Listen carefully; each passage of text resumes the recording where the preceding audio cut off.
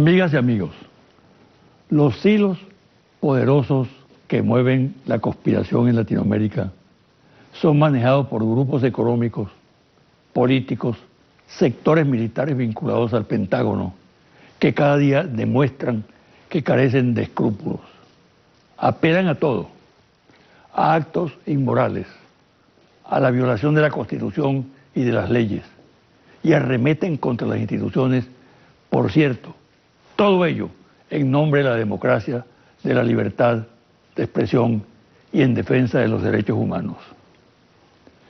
Pero son los mismos que años atrás apoyaron el Plan Cóndor, concebido y ejecutado por organismos de inteligencia de los Estados Unidos que asesinaron, torturaron, desaparecieron a miles y miles de personas en Chile, Paraguay, Uruguay, Argentina, Bolivia, Brasil.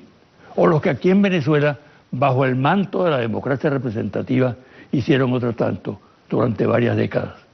Ahora retornan los viejos fantasmas del terror montados en lo que podemos llamar Plan Obama, concebido con sutileza para acabar con los logros sociales y avances democráticos en la región, en función de una política de repotenciación del dominio norteamericano bajo nuevos parámetros, pero con el mismo propósito de recuperar la hegemonía de la derecha y de las grandes corporaciones. Se trata de la política que derrocó a Zelaya, vía Parlamento, en Honduras, que repitió la fórmula en Paraguay con el golpe contra Fernando Lugo y que con una devastadora campaña mediática de descrédito del kirchnerismo alcanzó la victoria con Mauricio Macri, quien desde el momento en que tomó posesión del cargo de presidente comenzó a aplicar una política salvaje de aumento desmedido de las tarifas de servicios básicos como electricidad, agua, el gas, y emprendió una política brutal de despidos y disparó la inflación. En Brasil el caso es patético. A la presidente Dilma Rousseff, honesta y digna, le montó la derecha una celada en el Congreso que culminó con la aprobación del impeachment, que la desalojó del cargo. Es decir, que alguien que estaba en la presidencia con el apoyo de 54 millones de votos fue derrocada por un parlamento presidido por un corrupto que luego fue destituido por el Tribunal Supremo y un parlamento integrado en un 60% de diputados y senadores con procesos abiertos por actos de corrupción. En otras palabras, que a la presidente honesta, que no cometió delitos, con un origen impecable en las urnas electorales, la saca del poder una mafia de ladrones. En la mira del proyecto Obama de recuperar la hegemonía de la derecha y del gran capital en la región está también Nicolás Maduro, es decir, Venezuela y los venezolanos. No tenemos que vivir la restauración para saber lo que ésta es, sino mirar con profundidad lo que está sucediendo en aquellos países hermanos donde se ha impuesto ese plan mediante la fórmula del golpe suave o institucional. Una pausa y al regreso converso con Mariclín Stelling, analista e investigadora de la comunicación.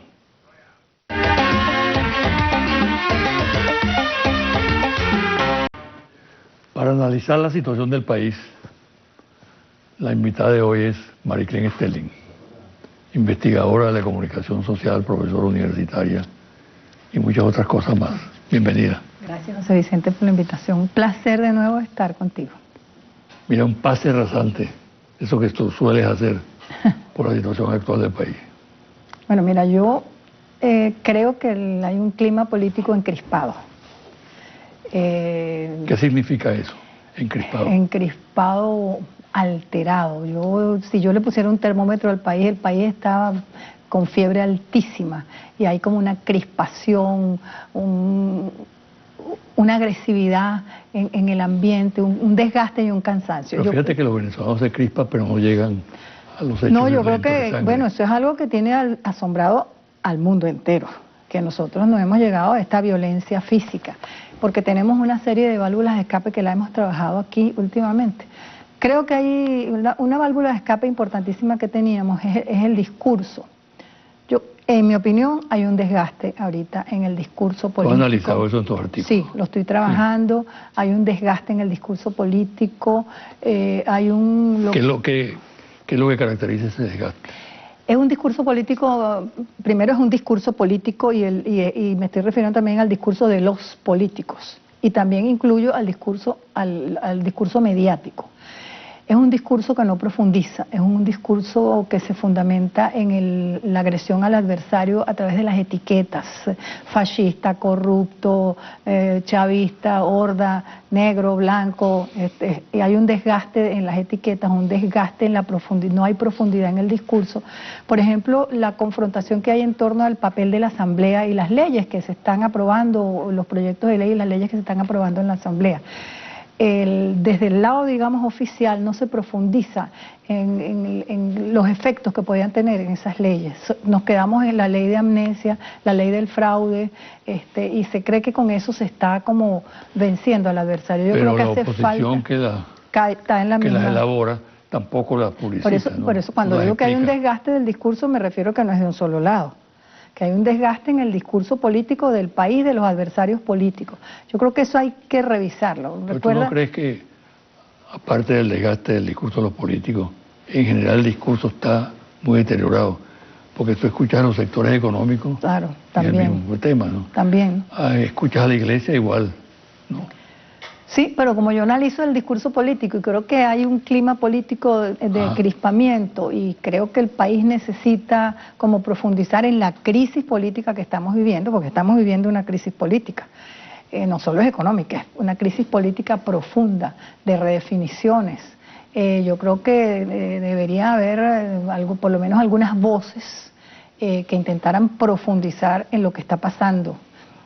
Voces que profundicen, no voces que se perciban a sí mismas como yo soy la persona o la voz que voy a derrotar al adversario y te voy a derrotar a punta de etiqueta, a punta de simplificar el discurso. No, yo soy una voz que... Recuerda que Chávez, que domingo a domingo, él era, yo lo llamaba el etiquetador de la comarca, él era el gran etiquetador de la comarca, él colocaba una etiqueta y era lo que mi abuela llamaba un INRI, te mataba, pero también era profundo, didáctico, analizaba, enseñaba. Eso hace falta en este momento. Ahora, ¿quién puede o quiénes están en esa línea que tú señalas? El 99%. No, yo creo que... Y en la línea de presentar un discurso distinto. Pienso y no lo encuentro, José Vicente, porque hemos todos caído en ese error, porque debería haber como dos frentes de batalla. Deberían haber dos frentes de batalla. El frente de batalla que está todo el tiempo adversando al contrario, ¿verdad? Eliminando, etiquetando, derrotando, esa es una cosa. Pero deberían haber también voces que profundicen en la crisis política, en lo que está sucediendo, que profundicen en por qué esa asamblea no debe ser, por qué esas leyes no deben ser, más allá de simplificar la discusión de la ley de amnesia, la ley del fraude. Eso simplifica lo que está por detrás. Entonces yo creo que deberían haber... Tú en tus columnas eres una persona que estás trabajando más profundamente. Eleazar de Rangel yo diría que es otra persona que está trabajando... Y bueno, y yo que me estoy dedicando como al discurso político últimamente porque estoy muy preocupada por el nivel tan superficial, en serio, del discurso político. ¿Qué fallas observas tú en el discurso del chavismo? El discurso del chavismo. Yo diría que el discurso del chavismo, bueno, yo voy a utilizar una palabra que no sé si es la correcta, es un discurso que se inicia y finaliza en un discurso guerrero. Se perciben como guerreros. Yo entiendo que aquí hay una guerra a muerte, es así, estamos en una guerra a muerte, pero yo creo que ese discurso guerrero que descalifica, que no profundiza, que no ataca profundamente al adversario, no lo desnuda, no lo desviste, no le saca las vísceras, pero con profundidad, con análisis, ese discurso no existe ya. Nos estamos perdiendo en ese facilismo de descalificar al otro. ¿Y el discurso de la oposición? Es igualito. Igualito. Y ha empeorado con la presencia de Ramos Ayub, por ejemplo. ¿Por qué? Porque yo creo que Ramos Ayupo, en parte, creo que está cumpliendo una función de etiquetador de la oposición, de simplificador desde la oposición de lo que está sucediendo en el país y de confrontar en esos términos al adversario. Y la oposición se siente como reivindicada. Yo siento que ahí se lo ensalza, se lo admira, porque la oposición, que siempre había estado en desventaja discursiva ante un Chávez, por ejemplo, encuentran en Ramos Ayupo un discurso, bueno, que descalifica, que es anecdótico, que quiere ser como popular. Por ejemplo, la discusión que hay en torno a que llama malandras a las rectoras del CNE, entonces desde aquí se enganchan y le ripostan, entonces la oposición se siente como vengada con su vengador que tiene de presidente de la Asamblea Nacional.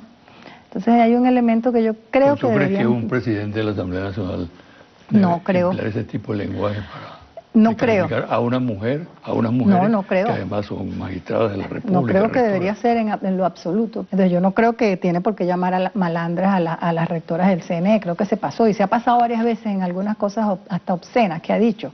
Yo creo que un poco él se está perdiendo en esa figura que él está representando. Él está representando algo allí, ¿no? De lo cual la oposición carece. Y él se está perdiendo y hundiendo en ese personaje que está representando. Todo esto, Mariclín, pone a algunas personas a temer sobre el futuro de la democracia venezolana, ¿no? Es decir, que nos estamos manejando en un contexto bastante delicado, ¿no? Y hay temores en cuanto al destino de la democracia y del Estado de Derecho. ¿Qué piensas tú? Bueno, yo tengo temores. Porque creo que nos estamos moviendo en terrenos bélicos de todo punto de vista, en un terreno bélico en el plano de la economía, en un terreno bélico en el plano político, en un terreno bélico discursivo, bélico mediático. Creo que quizás hasta de alguna manera estamos perdiendo la perspectiva de lo que es la convivencia en una democracia. Yo creo que hay una suerte de perversión en la que hemos caído todos y todas en este momento. La democracia supone no el consenso absoluto, la democracia supone diversas opiniones, diversos puntos de vista y saber conciliarlos y convivir. Y hemos llegado a un estado en que no queremos conciliar ni queremos convivir. En lo último que yo escribí, yo hablaba de la paz negativa. Yo creo que aquí todo el mundo, de la boca para afuera, yo creo que además hay una gran hipocresía en todos los sectores políticos. Hay una gran hipocresía porque todo el mundo, que te destruyo como mi adversario desde todo punto de vista, como pueda te destruyo, pero a la vez digo yo quiero paz y diálogo, debemos dialogar y debe haber paz en el país. Eso no es un invento mío, eso lo leí en algo que estaba consultando, la paz negativa. La paz negativa esconde por detrás un discurso guerrero. El discurso guerrero es aquel discurso que dice quiero paz, pero te quiero destruir y quiero la paz en mis propios términos. Y en este momento los dos sectores políticos hablan de dialogar, hablan de querer la paz, pero desde mis propios términos. Y creo que en este momento en Venezuela va a ser muy difícil encontrar términos comunes para dialogar, para construir la paz. En ese sentido creo que estamos perdiendo las perspectivas, nosotros internamente las perspectivas democráticas. Por otro lado, ese golpismo que hay por allí, esa violencia que estaba represada, que está de nuevo saliendo, fundamentalmente es de la oposición, la represión que tienen que ejercer las fuerzas del orden, porque tiene que ser así, el Estado es garante del orden, son elementos que ya son como avisos que habría que tomar en cuenta. Y luego todo este cerco que hay, que ya es hasta militar, internacional, ¿no? Ya no es un cerco mediático como hablábamos aquí en otras ocasiones. Yo creo que aquí hay un cerco económico, un cerco mediático y unas amenazas militares internacionales en torno a Venezuela. La institucionalidad en Venezuela ha demostrado que tiene mucha... Hasta ahora. Hasta ahora, sí, por ahora. Mucha fortaleza, ¿no? Cruje, sí, pero no se rompe, ¿no? Eso no es un signo positivo que puede... Bueno, yo creo que es uno de los elementos que nos ha mantenido, entre otros, para no caer en la violencia extrema. Creo que eso, la institucionalidad ha sido muy fuerte, la Fuerza Armada Nacional Bolivariana hasta el día de hoy ha demostrado también ser institucional, democrática, pero yo percibo que hay peligros y como oportunidades de destruir la democracia por todas partes, se asoman y afloran.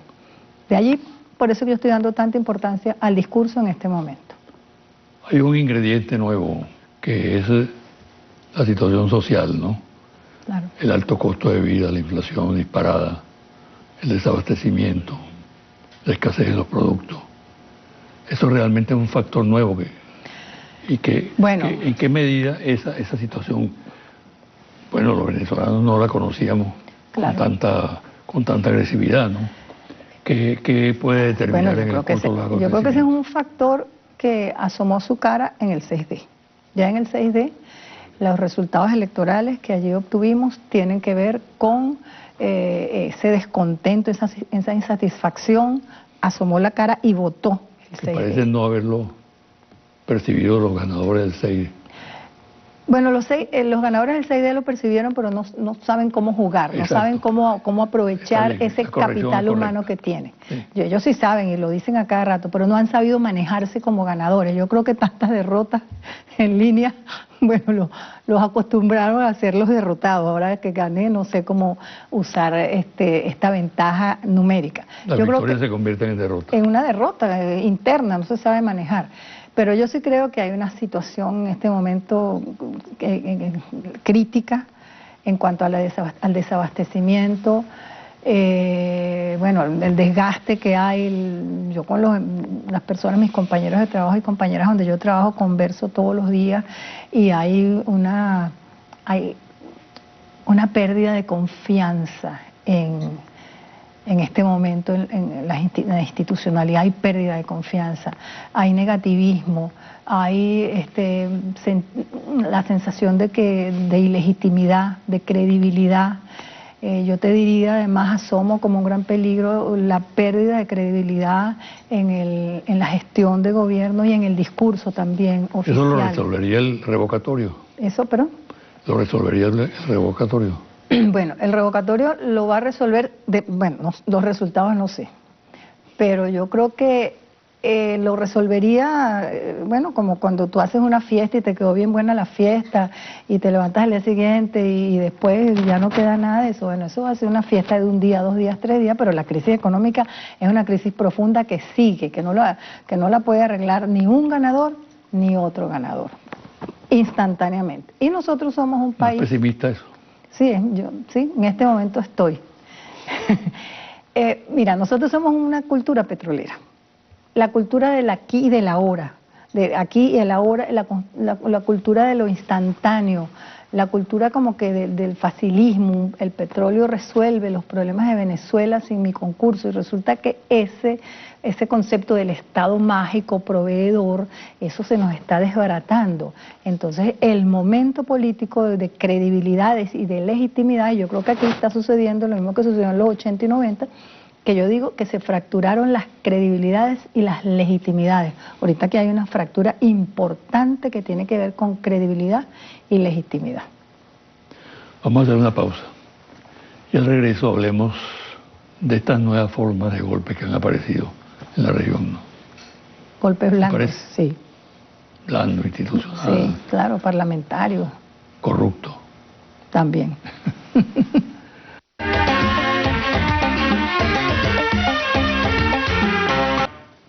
Mariclín, la nueva modalidad del golpe. Anteriormente no había disquisiciones al respecto. Era el golpe duro, salían los tanques a la calle, controlaban la situación, ¿no? Claro.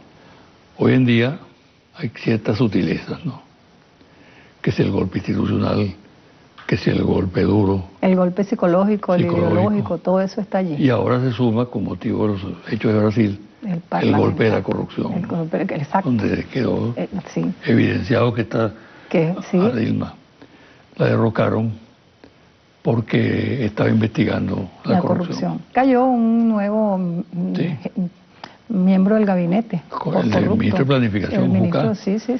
Que le tomaron una conversación telefónica donde lo decía, ¿no? Entonces, bueno, ante esa perspectiva, ante ese panorama, ante ese abanico de opciones golpistas, que están muchas de ellas instrumentalizadas por el Parlamento, por los congresos. Claro. ¿Cómo es tu opinión? Bueno, yo creo que en nuestro caso, hasta ahora el Parlamento, el gobierno ha logrado tenerlo cercadito. El Parlamento de alguna manera ha caído en la trampa discursiva de la que hablábamos al inicio del programa, ¿no? Ha quedado sus voceros para discursiar.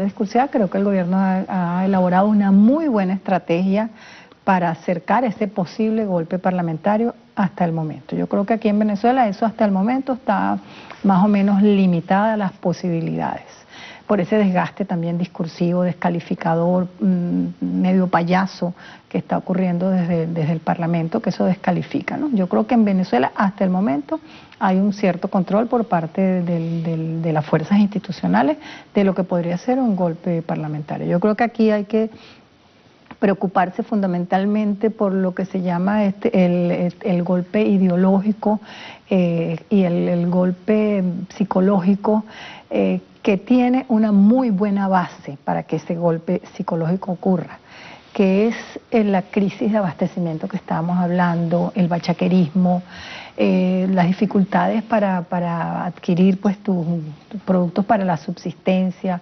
Ese elemento está vivo, está allí, pero además entonces hay todo un ataque a las mentes.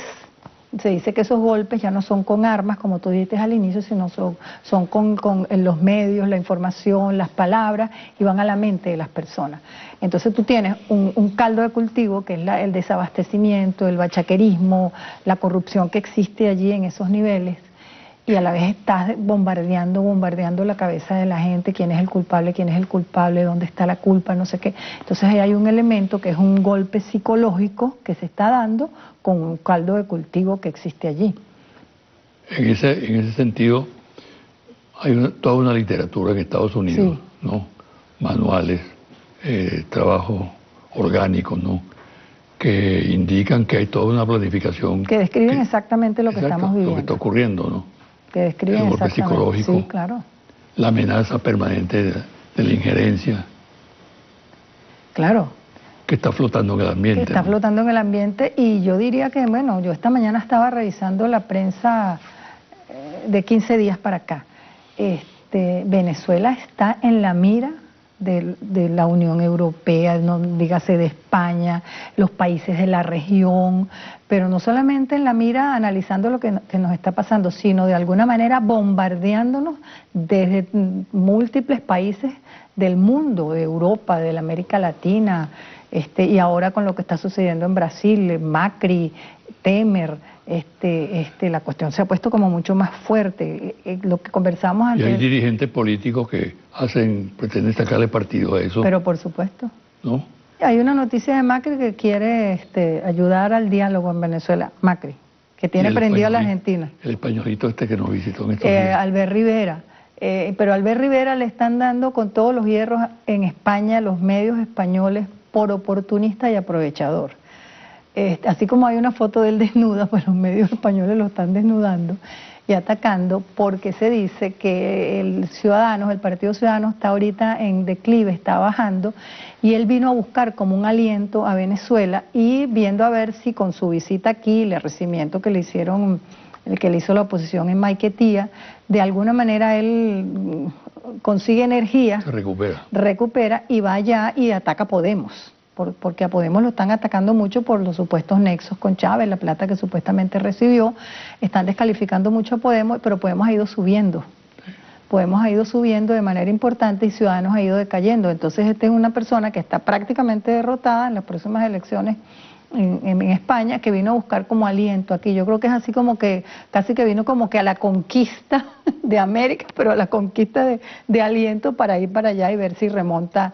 Es un oportunismo absoluto. Lo mismo de Rodríguez Zapatero, que ha venido, también lo han criticado allá, dicen que inclusive políticos ya un poco deteriorados en su imagen, que no tuvieron muy buena figuración, están viniendo a América a alimentarse, sobre todo a Venezuela, a buscar energía. En concreto, los ataques a Venezuela y esas incursiones no dan ranking.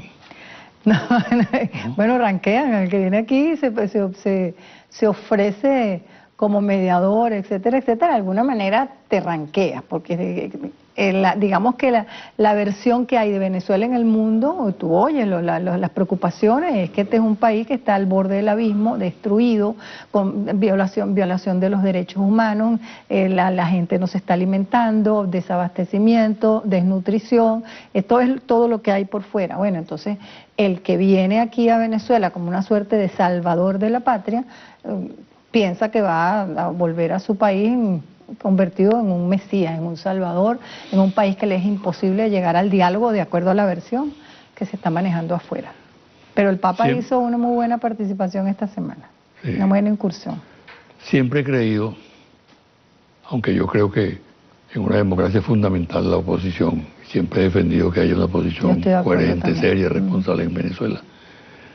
Pero siempre creo que esta posición que tenemos es una posición consular, que no dirige propiamente ella la política, sino que la digitalizan desde fuera, ¿no? Y en este sentido es muy elocuente lo que está pasando, por ejemplo, con la solicitud de la aplicación de la Carta Democrática por parte de la OEA, de la Asamblea Nacional y de un grupo de parlamentarios ya elaboraron el documento y fueron allá. ¿Qué piensas tú de eso? Bueno, yo creo que tocarnos entrar, yo creo que es una estrategia válida políticamente, en el momento válida para la oposición políticamente. Yo no sé si va a rendir frutos, si va a cuajar, pero ellos tienen un elemento allá que es Almagro, quien de alguna manera se ha descalificado él mismo en su cargo de secretario general, al tomar perversamente posición y colocarse al lado de la oposición venezolana. Él está representando los intereses de la oposición venezolana, de manera entonces que Almagro también es consular en el sentido que representa ya los intereses de la oposición venezolana. Entonces esa carta democrática que la oposición está llevando, se la está llevando a un miembro de la mafia oposicionista, que es Almagro. Sobre el mismo tema, si no prosperan los intentos que hay de diálogo, los llamados al diálogo, donde por cierto el presidente Maduro ha sido muy insistente, donde está el aporte del Papa Francisco también, que por cierto no se corresponde con la actitud que mantiene la... A eso iba. Sí, que mantiene la... Sí. La Iglesia venezolana. La Iglesia venezolana, La Conferencia Episcopal. Sí, la conferencia, fundamentalmente la conferencia, ¿no? Y no cuajan esos esfuerzos. ¿Qué puede pasar? Bueno, pronóstico tuyo. Si los esfuerzos no cuajan, yo creo que ya le estamos abriendo las puertas a una confrontación violenta. La guerra civil. Creo yo, si no cuajan los esfuerzos. Hasta el momento, siempre lo digo aquí en todos los espacios que puedo, los venezolanos y las venezolanas hemos encontrado válvulas de escape y hemos alargado muchísimo una situación que en otros países ya hubiera habido una guerra civil, hubiera ocurrido. En este caso nosotros hemos encontrado válvulas de escape. Yo tengo la sensación de que esas válvulas de escape ya no nos están sirviendo de escape por la crisis económica más la crisis política, y yo diría que hay también crisis de valores. Crisis de valores, porque algo que no hemos trabajado aquí es lo que está sucediendo, lo que yo llamé hiperanomia, en algo que escribí. Aquí no hay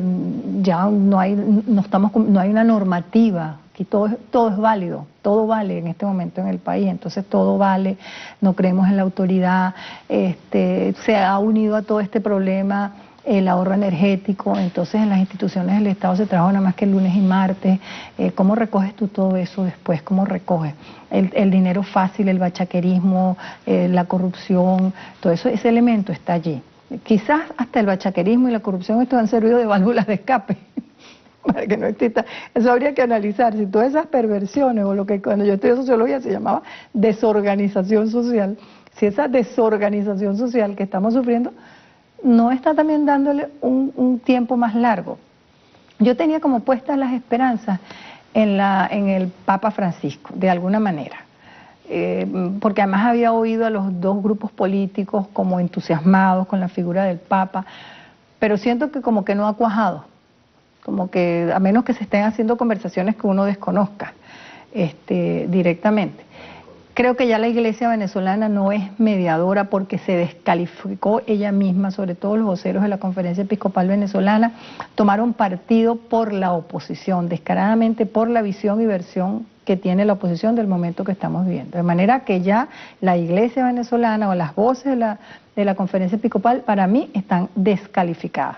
No pueden entrar a mediar en el diálogo. La iglesia sería un elemento importante, pero ya el Vaticano y esos voceros que supuestamente hasta la semana pasada venían aquí como que a ayudar al diálogo.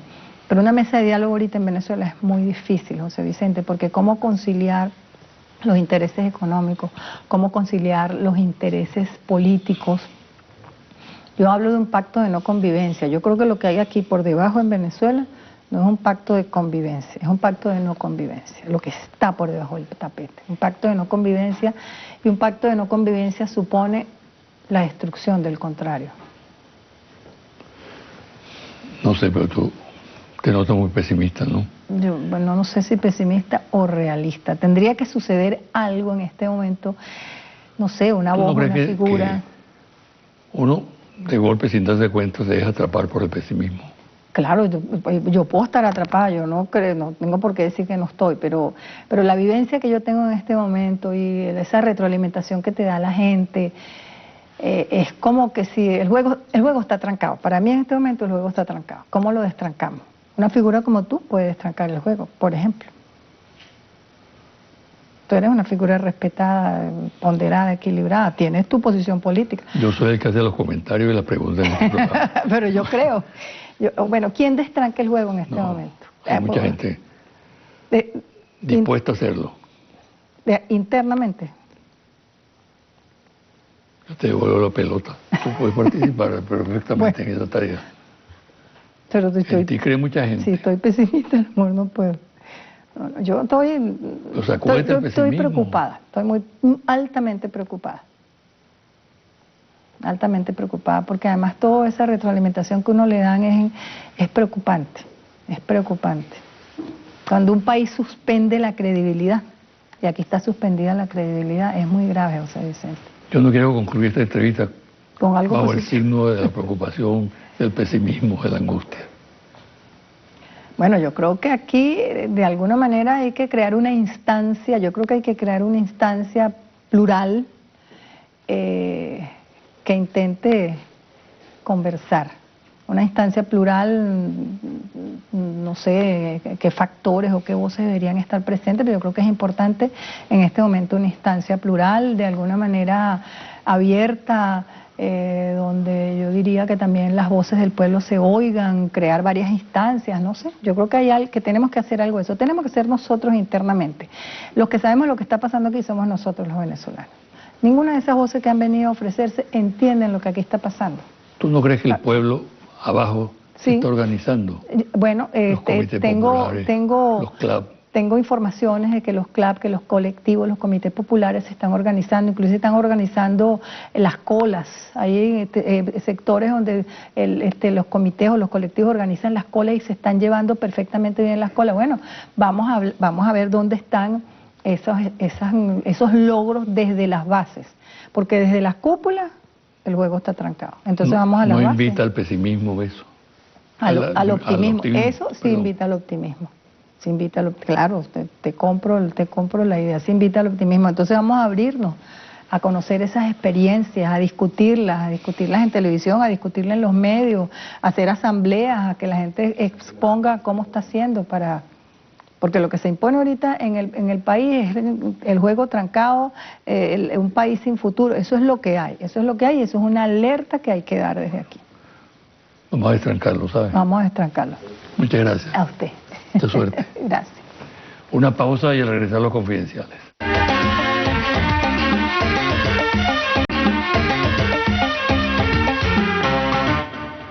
Y ahora los confidenciales. La táctica de un sector de la MUD de estimular el calentamiento de la calle, que es parte del paquete de la versión golpista del revocatorio, está provocando serias discrepancias en el seno de la alianza. La manera como fueron agredidas las funcionarias policiales en la marcha del pasado miércoles 18, ataque a las residencias estudiantiles, Livia Gubernet, y otros actos de violencia que se sucedieron en los estados Mérida y Carabobo, en la misma fecha, dispararon las alarmas internas. En el análisis de esta situación, hecho por el alto mando opositor, se consideró en primer término que esa tendencia encarnaba una especie de renacer de la política de la salida, que, como recuerda el país, desató la violencia en los primeros meses del año 2014, con saldo de víctimas y destrucción de instalaciones públicas. Al mismo tiempo, esa política aisló al movimiento oposicionista debido al repudio que generó en la opinión pública. La reacción interna en sectores de la MUD es de repudio a la salida 2, o la guarimba, en su segunda versión, lo cual plantea un conflicto que cobra cada día más fuerza. Se trata de que los que controlan la calle son precisamente los que comandan las acciones violentas, como es el caso del partido de Leopoldo López, Voluntad Popular, y de otros grupos sobre los que existe un precario control. Esta situación planteada en el campo de la oposición es asumida con preocupación por Ramos Ayub, por dirigentes de Un Nuevo Tiempo y Capriles Radosky y Primero Justicia, con el propósito de ejercer control. Sin embargo, en la conducción del movimiento, que recomienda moderación y no incurrir en acciones violentas durante las manifestaciones, hay diferencias que responden a la lucha por el liderazgo entre Ramos Ayub y Capriles. Y también aparece una fisura entre Borges y Capriles. La diplomática norteamericana Liliana Ayalde era embajadora de los Estados Unidos en Paraguay cuando fue derrocado el presidente Fernando Lugo a través del golpe parlamentario. Curiosamente, la misma embajadora de los Estados Unidos ejerce actualmente el cargo en Brasil, en momentos en que se produce el golpe parlamentario contra la presidenta Dilma Rousseff. Sin duda, pura coincidencia. En un grupo de analistas políticos se examinaba la situación en la región y se colocaba el énfasis en el planteamiento del expresidente colombiano Álvaro Uribe en el evento efectuado en Miami, con la presencia de figuras internacionales de la derecha y del secretario general de la OEA, Luis Almagro, de formar un ejército para ponerlo a la orden de la oposición venezolana y derrocar al presidente Nicolás Maduro. En la reunión hubo coincidencia en que la propuesta de Uribe no era original, que simplemente era una repetición de la iniciativa de la CIA de conformar una fuerza entrenada, expedicionaria, en Centroamérica, integrada por mercenarios que invadieran a Cuba con el apoyo del gobierno norteamericano. Cerca de 3.000 efectivos formaron parte de la fuerza que desembarcó en Playa Girón, Bahía de Cochinos, y fue derrotada por el ejército cubano dirigido personalmente por Fidel Castro. El recordatorio es interesante. El expresidente uruguayo José Pepe Mujica fue factor decisivo en la escogencia y designación de Luis Almagro como secretario general de la OEA. Mujica garantizó que Almagro ejercería el cargo responsablemente, de manera imparcial, y convenció al gobierno venezolano de la conveniencia de apoyarlo. La posición del gobierno venezolano era decisiva en el caso, y a pesar de que no tenía buena información del personaje, aceptó la recomendación de Mujica.